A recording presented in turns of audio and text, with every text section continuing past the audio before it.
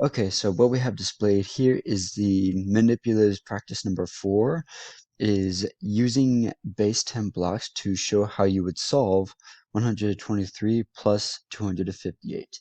So what we have here is that we have both values, 123 plus 258.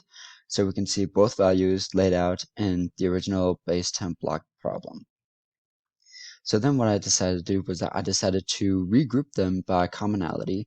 So there are 3 100 values, there are 7 10 values, and then there are 11 1 values. And so each one of them are separated like so. And finally, we would add the values together, resulting in the sum of 381 values created by base 10 blocks. So as you can see here, we have 7 10 values, and then as we have our 11 1 values here, it creates one base 10 value. And so we will combine that with the 10's value, which would result in 80 10 values. And so we have the result of 381. 381.